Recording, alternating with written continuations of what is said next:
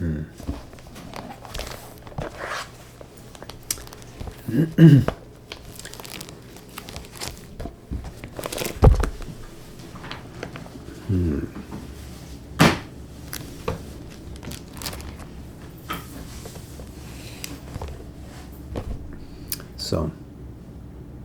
again, we work together this evening in Chapter 6 of The Mother. Now Sri Aurobindo has begun to enumerate the four great aspects and personalities of the Mother. We read last time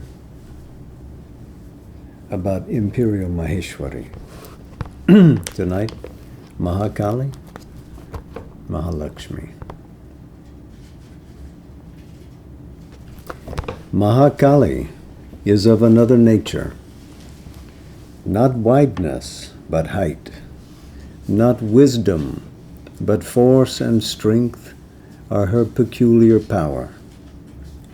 There is in her an overwhelming intensity, a mighty passion of force to achieve, a divine violence rushing to shatter every limit and obstacle. All her divinity leaps out in a splendor of tempestuous action. She is there for swiftness, for the immediately effective process, the rapid and direct stroke, the frontal assault that carries everything before it. Terrible is her face to the Asura. Dangerous and ruthless her mood against the haters of the divine. For she is the warrior of the worlds who never shrinks from the battle. Intolerant of imperfection, she deals roughly with all in man that is unwilling, and she is severe to all that is obstinately ignorant and obscure.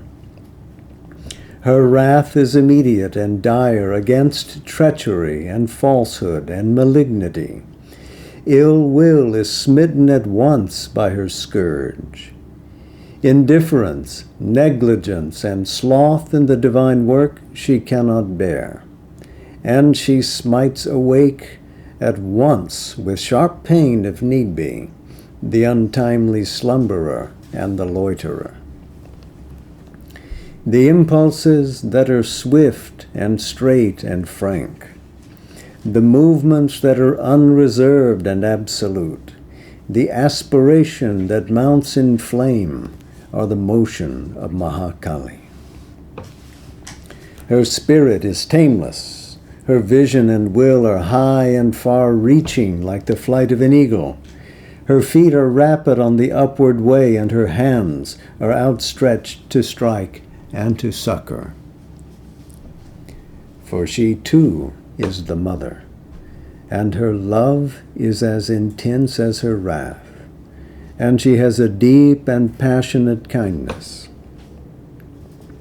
When she is allowed to intervene in her strength, then in one moment are broken like things without consistence, the obstacles that immobilize, or the enemies that assail the seeker.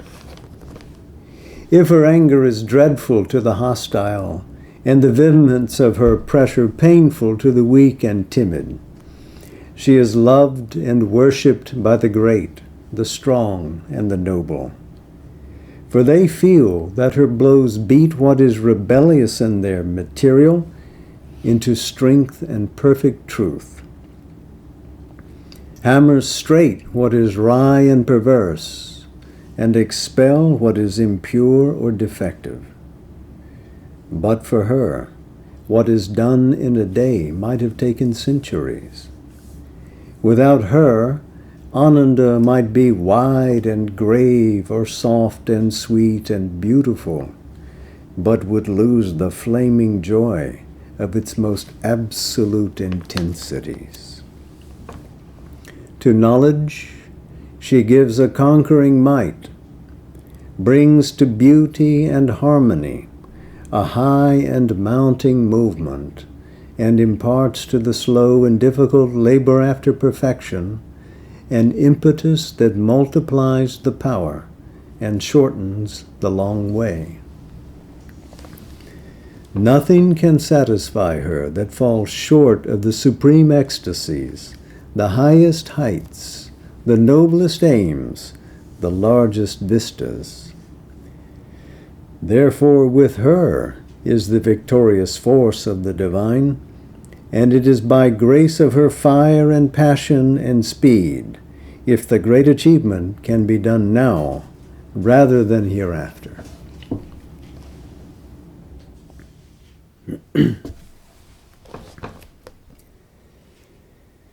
Wisdom and force are not the only manifestations of the Supreme Mother. There is a subtler mystery of her nature, and without it wisdom and force would be incomplete things, and without it perfection would not be perfect. Above them is the miracle of eternal beauty, an unseizable secret of divine harmonies, the compelling magic of an irresistible universal charm and attraction that draws and holds things and forces and beings together, and obliges them to meet and unite, that a hidden Ananda may play from behind the veil, and make of them its rhythms and its figures.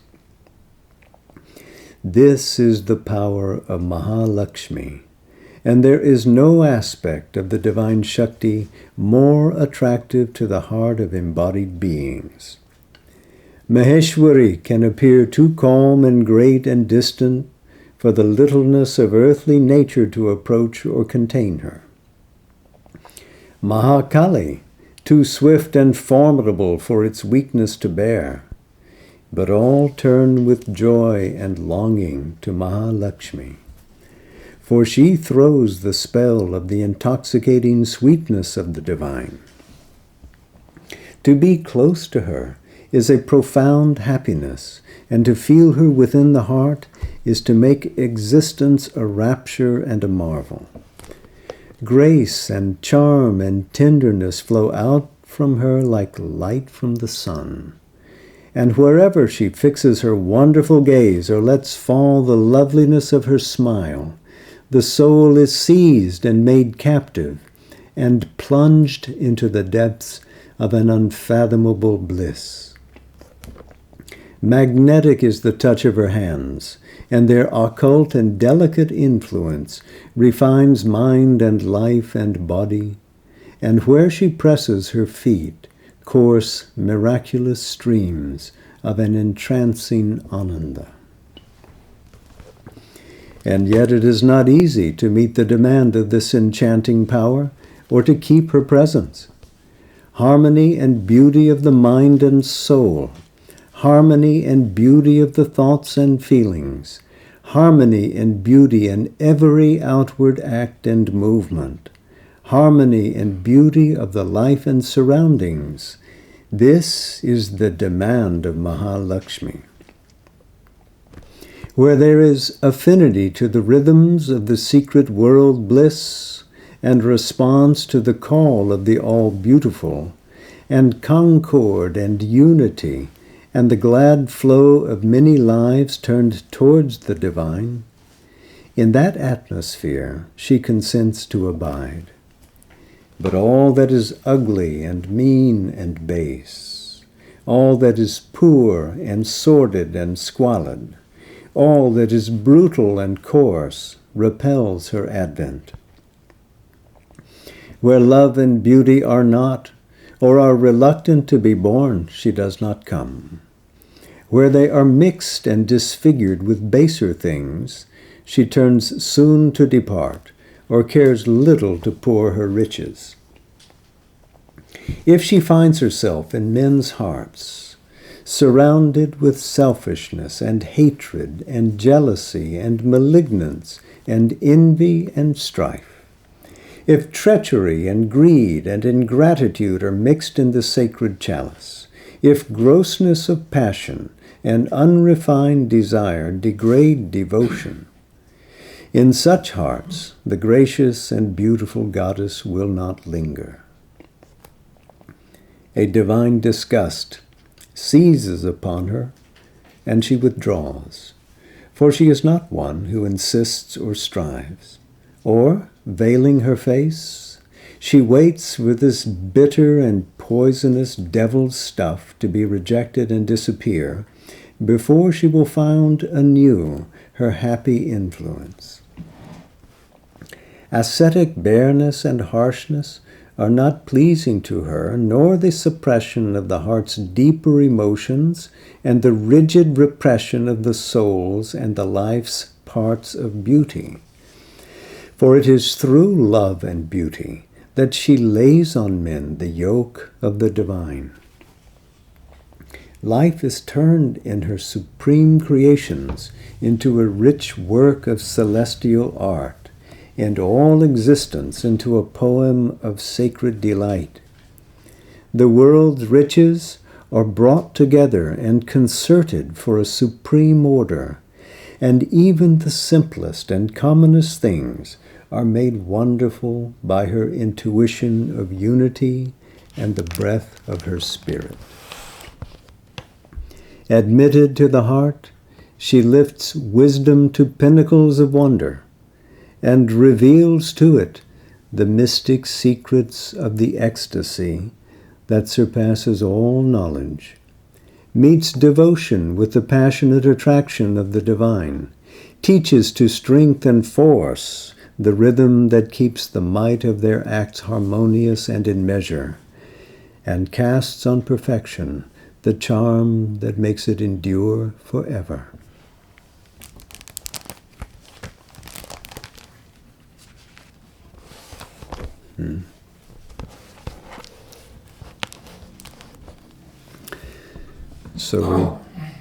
So we look a little more at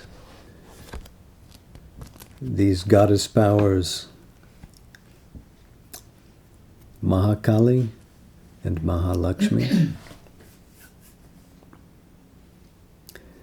Mahakali, in the mythology of India, makes her appearance first in the Devi Mahatmya, a devotional text that you've become familiar with by now.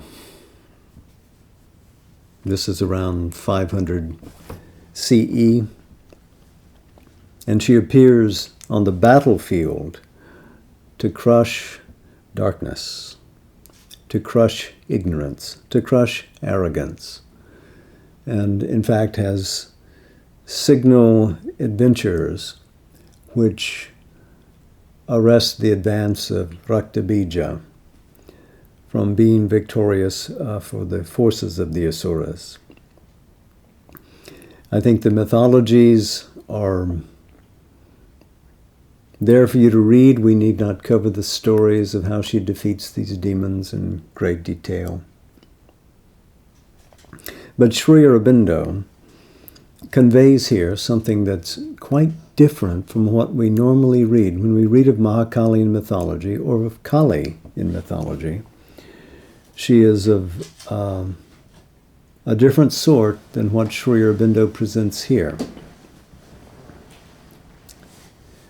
All of these great goddess powers, Maheshwari, Mahakali, Mahalakshmi, and later when we read Mahasaraswati, come out of a realm of superconscience and find expression in powers extending down to the earth. They are not limited simply to that placement on that ridge looking into the secrets of the supermind.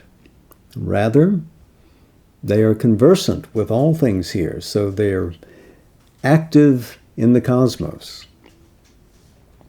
But Mahakali is also wide. That is why she is Maha, she's great. Mahakali typically acts as a power in the higher vital. Sri Aurobindo notes that that is her placement in the cosmic enginery. But when you see her, where she originates in the realm of the overmind, you find that she is not black, but she is golden in color. Typically, the mythological figure of Kali is black. She's thin, she has a lolling tongue, her eyes are red. She wears a garland of human skulls, and she is anything but the figure of loveliness. But mythology is one thing, and spiritual experience another. However we may meet the destructive form in the vital, in the physical, of the energy of Kali, when we meet the power of Mahakali, it lifts us up. Sri Aurobindo, in noting progress in his own sadhana, spoke often about moments where he could get the confluence of Mahakali's energy to consign itself to the perfection that Mahasaraswati demanded, and then could be fixed, a siddhi in the physical being that otherwise he could not secure. So it is that intensity, that absoluteness of force that Mahakali brings, that especially when it works in concert with other powers of the divine, that delivers the perfection that is the aim of the sadhana.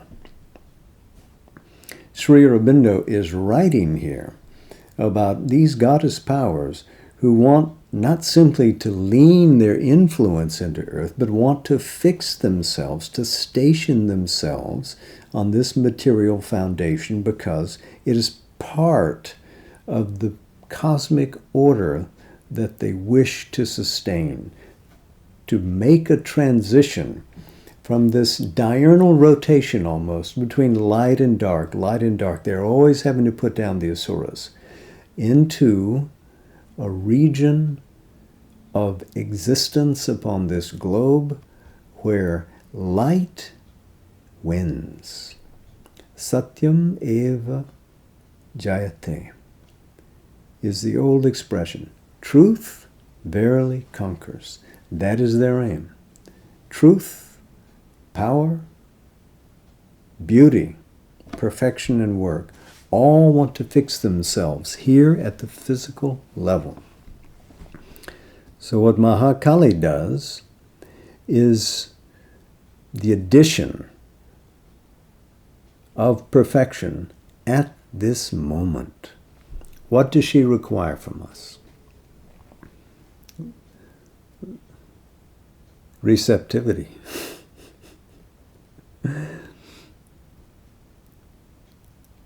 Mother noted that when she exhibited these powers in her own being, and they were often in seasonal rotation, that the one that found the smallest audience was the power of Mahakali. Because people would pray for its intervention, to get rid of some ignorance in them, to abolish egoism, to extirpate desire, to insist on perfection here and now. But then, when they began to see that here comes that power from Mahakali, and they could see it approaching, they grew fearful. They shrank. And instead of asking for the grace of that, they prayed for its removal. Please, not today. Mañana, mañana. Tomorrow, tomorrow.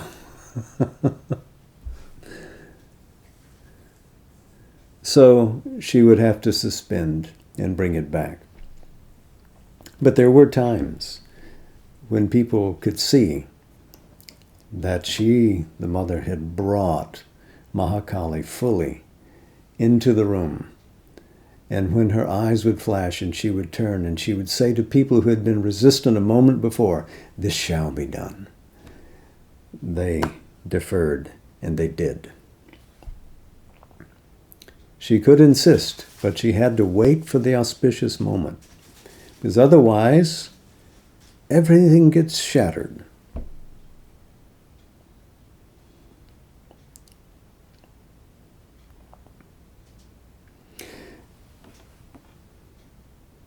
As Kali is pictured as being dark, what she does is represent to us something more than a mere mythological figure, because she represents the realism of the cosmos as well.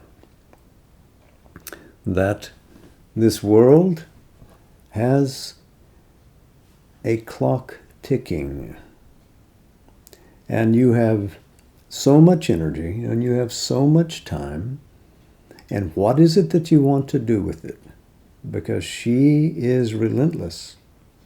She insists that if your sincerity wants to push towards the completion of your goal, that you work on it here and now, that you not postpone it.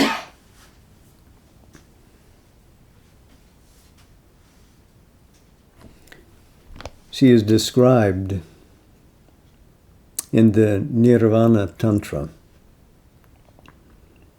as so vast, so great, as she represents the great goddess power itself, that Brahma and Shiva and Vishnu rise from her like bubbles on the sea. They are formations of her being. And like bubbles, they pop and go. From one universe to another, there is always a Brahma arising and going away. Innumerable, uncountable are the universes in which this great goddess presents herself, casts all this into being. That same Tantra describes that these three, Brahma, Shiva, and Vishnu, are like the water gathered in a cow's hoofprint. So limited are they by comparison with what she is. But she is not simply this awful reality, this awesome being, but she takes a favorable form even in the Tantra. In the Yogini Tantra, she is seen as the greatest of the vidyas, of the paths of knowledge. She is the Swarupa, the self-formed being of the Mahadevi, of the great goddess. And she is beautiful.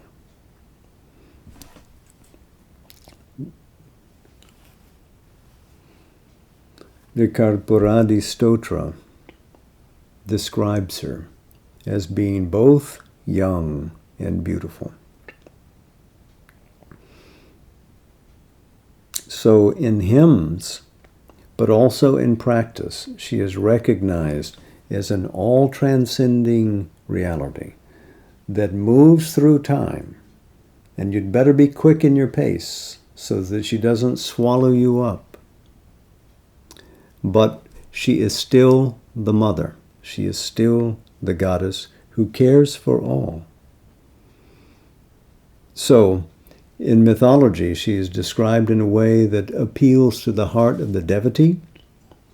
And in the Tantra, she's described in a way that appeals to the practice of the sadhak and of the sadhika. Because she is there to take you across the experience of the dualities to the transcendence beyond.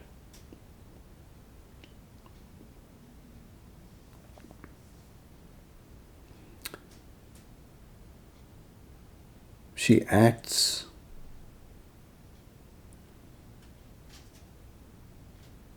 in tantric practice when the sadhak is eager and she acts when one does not misunderstand her severity, when one is willing to take the blow as a blessing. This is so interesting because as the Tantra describes this, so was our mother in the Sri Aurobindo ashram.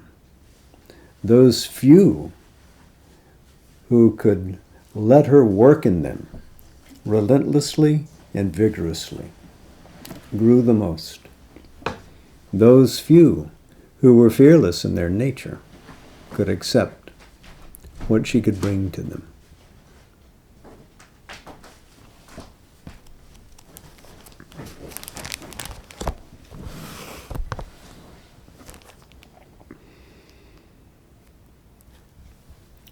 So beautiful, powerful, she brings Ananda also.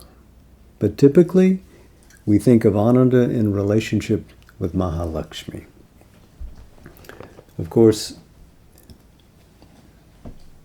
we meet what we come to know as Lakshmi first as Shri, the goddess Shri.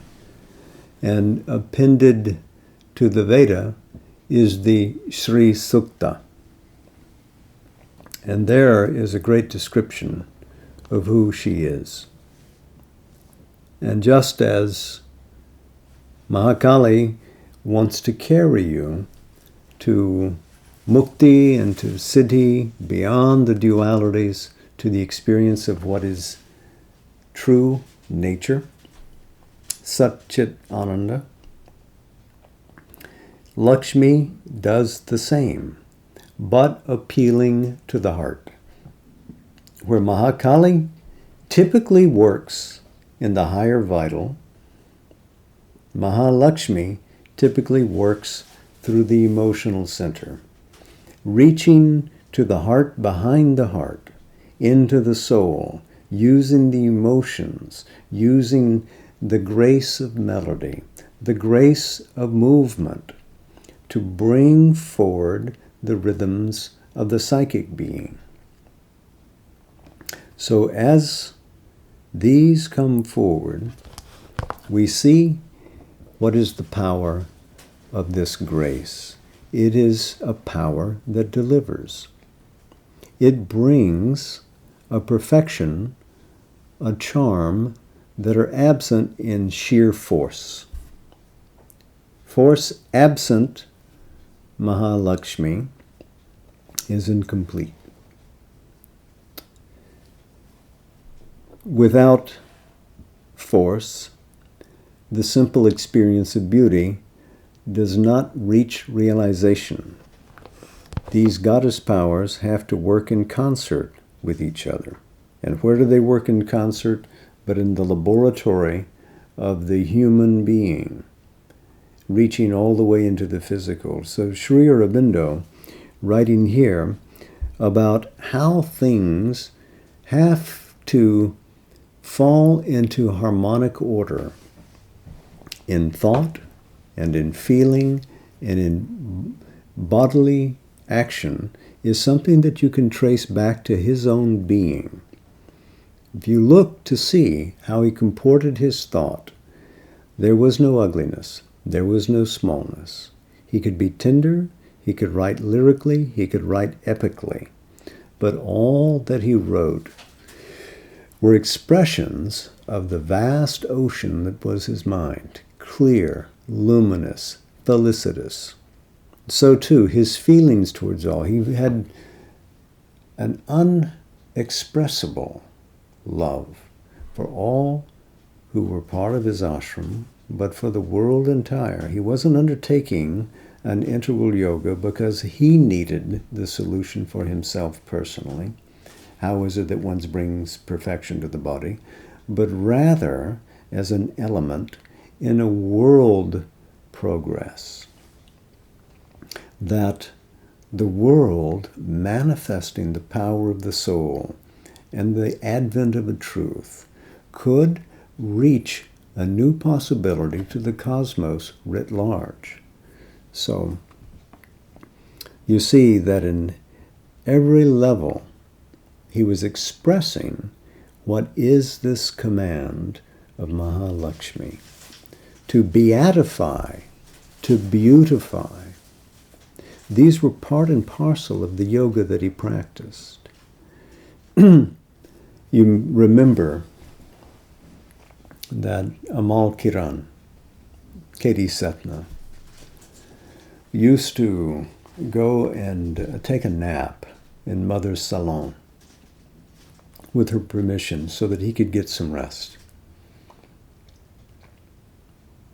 And he could sit there, and at some times in the afternoon, he would see a shadow come into the field of vision, and he could realize from its statuesque appearance that it was Sri Aurobindo, who had gone to move next to the window to look out towards the Bay of Bengal. And even in his private moments, even when he was unguarded, he didn't slouch, he didn't lurch this way or that, but he stood nobly, like a king, like a great being, without anyone seeing him. It was his natural posture. And so this is what Lakshmi invites us to do, starting with the body, to move and be graceful, with the heart, to have uplifted feelings, to feel oneness wherever you cast your gaze, in your thought, to see truth deeply, but to see it in the wide context as well. So there's something that was intimate to his practice. And of course, when we think of Lakshmi, when we see the mythological images of her, she was always seated on the lotus. She is identified with the lotus. With the lotus pad, you see her standing. The lotus pad, of course, sits atop the waters of creation, rising from the murky deeps. But what sits on it is faultless, is perfect, is pure, has spiritual force, is divine. So on Sri Lakshmi's lotus pad, you see all manner of spiritual beings populated. Buddha sits on the lotus pad. Many, many other divinities, realized beings, are pictured in that way. You see her being showered by an elephant to the left, an elephant to the right. And the elephant, of course, represents the clouds of heaven filled with the felicity of rain, the sap of existence, and they shower her constantly with that. So these symbols are very deep and appealing to the Indian. When they see this, they know instantly what it means, because it conveys something of the inner experience, the very iconography associated with Lakshmi can install that charm in one's being. So, to pass an hour in contemplation regarding great works of art that speak to this, in painting, in stone, in poetry, in mantra. These capture the rhythms of this great goddess and install her in your life. So, 2, you wish to be spiritual beings. It isn't necessary for you to renounce the world in order to attain a spiritual consciousness. As he says here, bareness, denial is not her nature. But, of course, gluttony And attachment to forms is not her wish either. So one should go back to that chapter 4 where Sri Aurobindo described how we live in relation to prosperity as a guide. If she gives, then you hold it for her. You experience this for her. And if she takes, then you release it happily. Capable of living a simple, gracious, noble life, whether there is affluence around you or apparent poverty. It is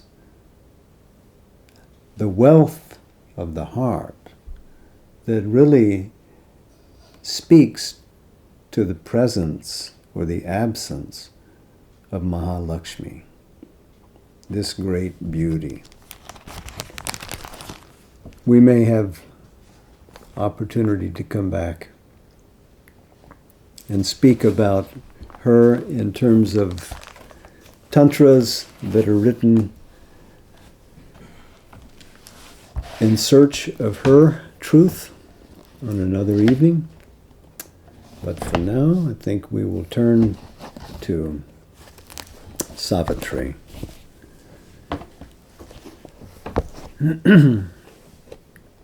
Book 2, the Book of the Traveler of the Worlds, Canto 11, the Kingdoms and Godheads of the Greater Mind. And let's see if these great beings in the greater mind can access and hold the goddess power.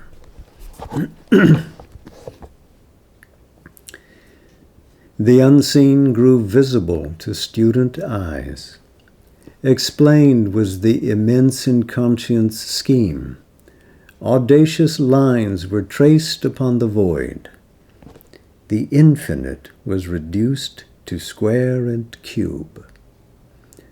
Arranging symbol and significance, tracing the curve of a transcendent power, they framed the Kabbalah of the cosmic law, the balancing line discovered of life's technique, and structured her magic and her mystery.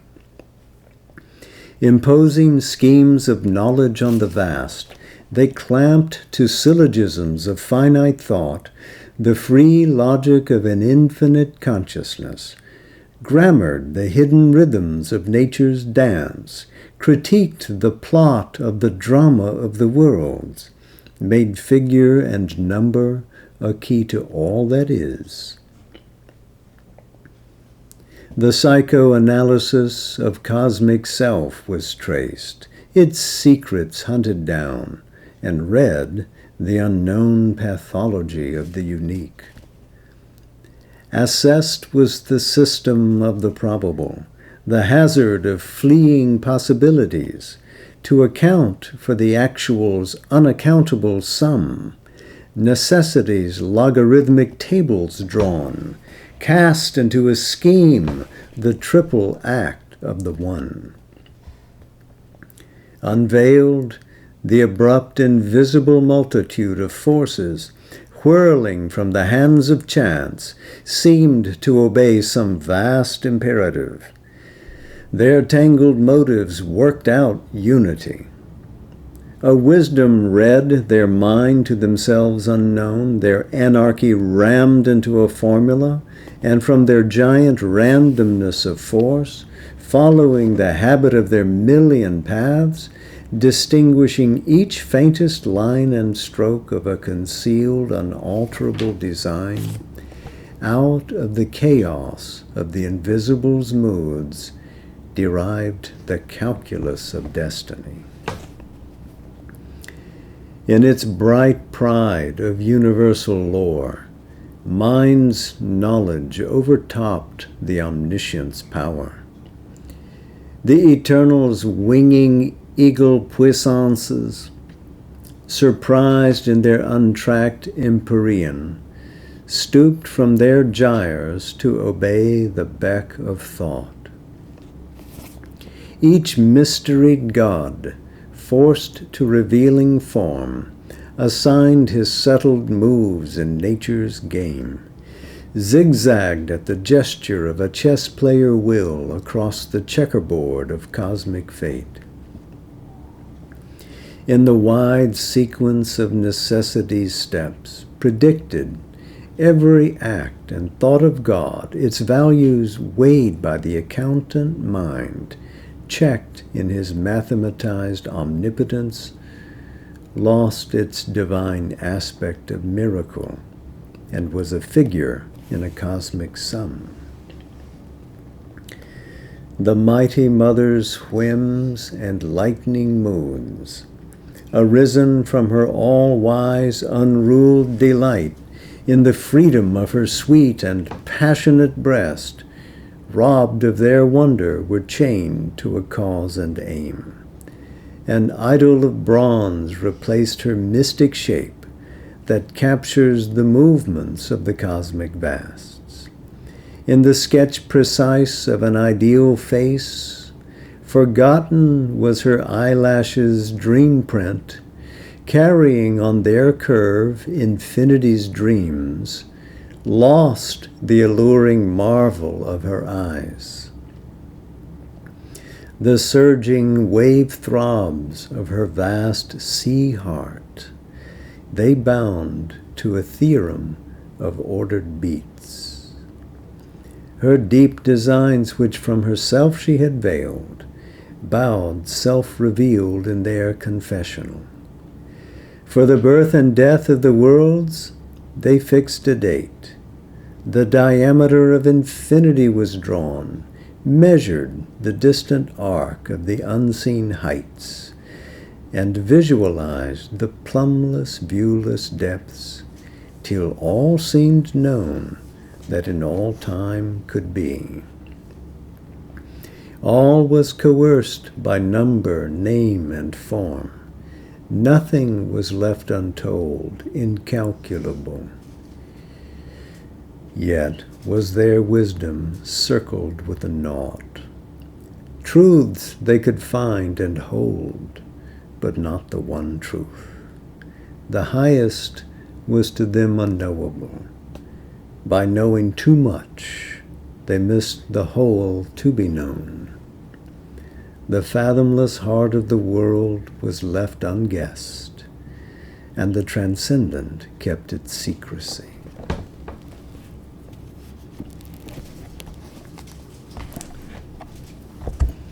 Search not with the mind, find with the mystic heart. Namaste. Jai Ma.